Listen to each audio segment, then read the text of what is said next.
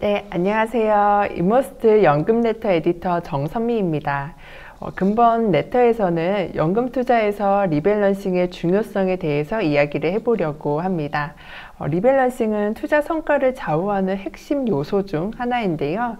왜 연금 투자에서 리밸런싱이 필요한지, 또 어떻게 해야 하는지 함께 살펴보도록 하겠습니다.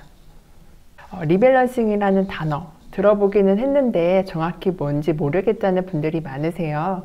리밸런싱이라는 단어는 쉽게 말해 시장 상황에 맞춰서 자산을 재배치하고 또 때로는 새로 편입하거나 편출하는 전략적 조정을 말합니다.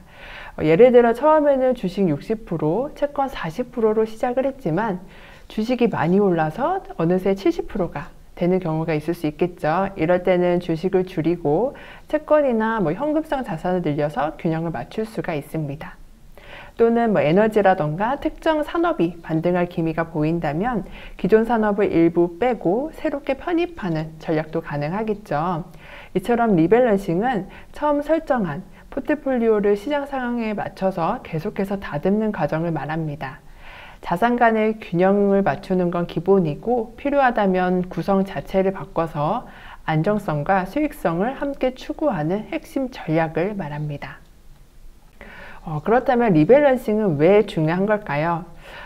연금, 특히 퇴직연금 같은 경우에는 한번 가입하면 알아서 굴러가는 돈이라고 생각하기가 쉽습니다. 하지만 제대로 관리하지 않으면 방치된 돈이 되기 십상인데요.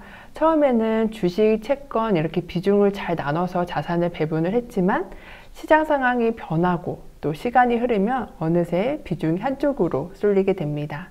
아까 보셨던 그림에서처럼 주식이 많이 올라서 어느새 주식이 70%로 넘어가고 채권이 30% 밑으로 떨어지는 시기입니다.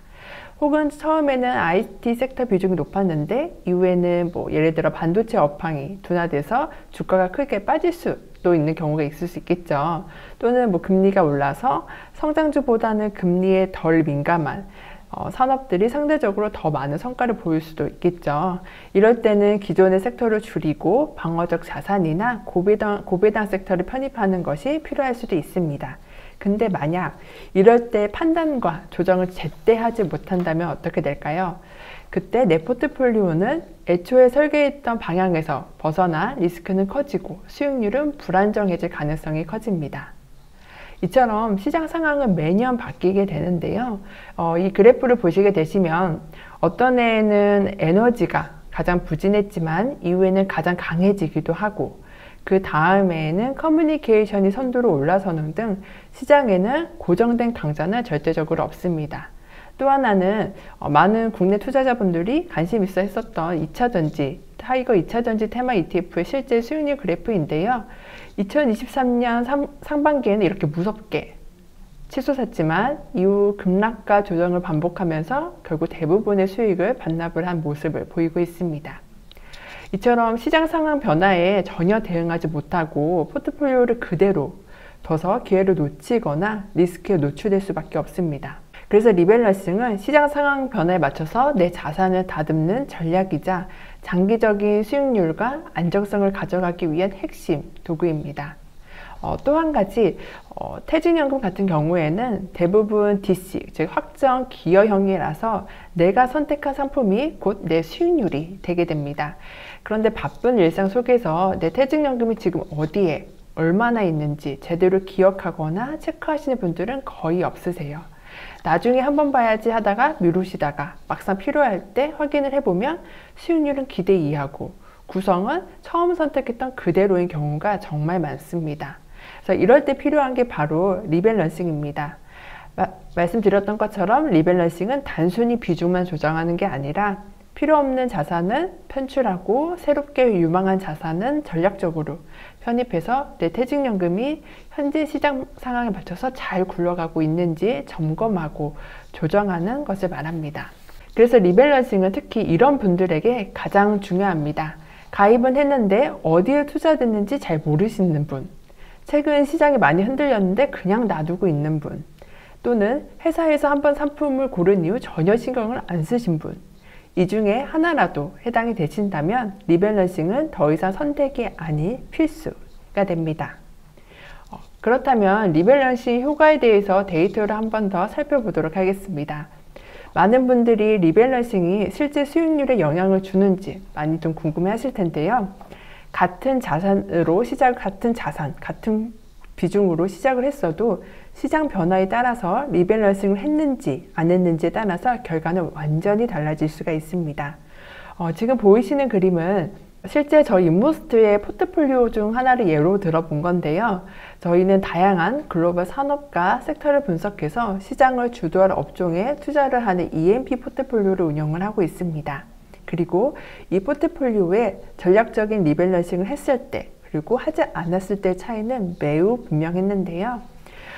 먼저 저희 포트폴리오는 2019년 5월에 설정돼서 현재 지금까지 운영이 되고 있고 현재 성과는 작년 기준 130% 정도 수익을 냈습니다.